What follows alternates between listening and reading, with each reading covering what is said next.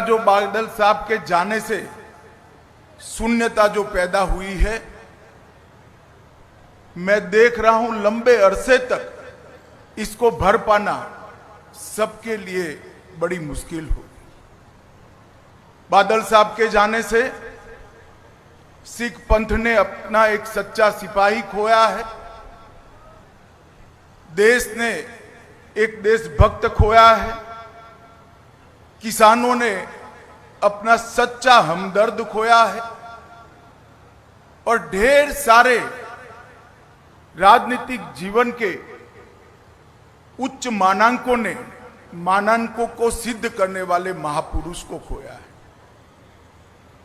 इतना लंबा सार्वजनिक जीवन, 70 साल का सार्वजनिक जीवन के बाद व्यक्ति चला जाए और पीछे कोई भी दुश्मन न हो, ऐसा अजात शत्रु जैसा जीवन बादल साहब के बिना कोई नहीं जी सकता। ये मेरे मन से मैं मानता हूं।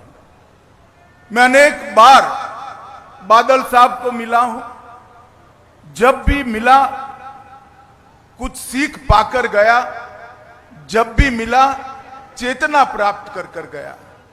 इन्होंने हमेशा सच्चा रास्ता दिखाने का प्रयास किया।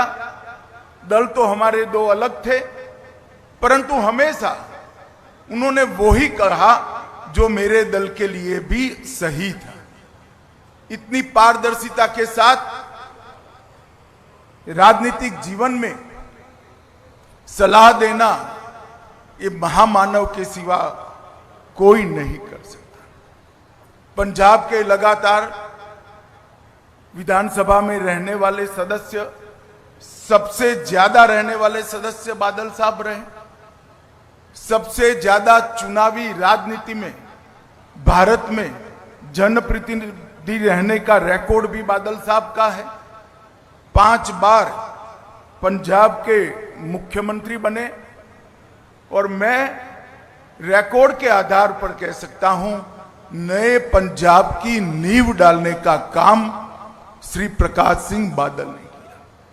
सरदार प्रकाश सिंह बादल के जाने के साथ ही भाईचारे का सरदार चला गया। पूरा जीवन हिंदू सिख एकता के लिए पूरा जीवन उन्होंने समर्पित किया। राजनीति में कई विरोध झेलने के बावजूद सबको एकजुट रखने के लिए बादल साहब हमेशा प्रयासशील रहे।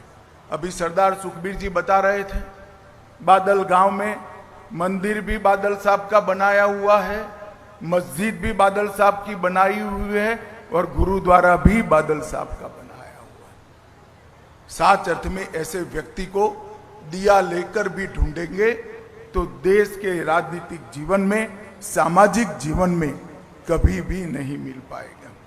1970 से लेकर आज तक जब भी देश के लिए खड़ा होने का मौका आया, बादल साहब ने कभी पीठ नहीं दिखाई। सार्वजनिक जीवन में सबसे लंबा समय जेल के अंदर रहकर सिद्धांतों के लिए, पंथ के लिए संघर्ष करने वाला कोई व्यक्ति था तो सरदार प्रकाश सिंह बादल थे। इमरजेंसी की बात हो, मैं तो बहुत छोटा बच्चा था, मगर मेरे पार्टी के बड़ों से मैंने सुना, अकाल प्रकाश सिंह बादल अकाली दल में चट्टान की तरह इमरजेंसी के खिलाफ खड़े रहे, लोकतंत्र की रक्षा के लिए। कारगिल युद्ध हो, कोई भी लड़ाई हो या आतंकवाद की परछाई हो, हर जगह पे बादल साहब ने आसमान जितने ऊंचे व्यक्तित्व को ढाल की तरह देश के हितों के साथ खड़ा पाया। बादल साहब का जाना समूचे देश के लिए बहुत बड़ी क्षति है। सिर्फ सरदार सुखबीर और बीबी हरसिमरत जी के लिए नहीं, पूरे देश के लिए क्षति है और मेरे जैसे सार्वजनिक जीवन के कई कार्यकर्ताओं के लिए भी ये अपूर्णीय क्षति है। आज दशम गुरु के चरणों में मैं यही प्रार्थना करना चाहता हूं कि बादल साहब के जीवन से हम सब प्रेरणा लें और उन्होंने जिस रास्ते पे चलने की सीख दी थी, उस रास्ते पर चलने की वाहेगुरु हम सबको शक्ति दे। भाई सुखबीर बादल और बीबी हरसिमरत बहन को मैं इस अपूर्णीय स्थिति के लिए मनपूर्वक दुख व्यक्त करता हूं और बादल साहब के सारे अनुयायियों के लिए भी मेरे मन में जो भाव है इसको व्यक्त करने के लिए मैं आया हूं। अंत में बादल साहब को मेरी ओर से, मेरी पार्टी की ओर से और समग्र देश की ओर से, भारत सरकार की ओर से श्रद्धांजलि देकर मेरी बात को समाप्त करता हूं। वाहे गुरु जी का खालसा, वाहे गुरु जी की फतेह।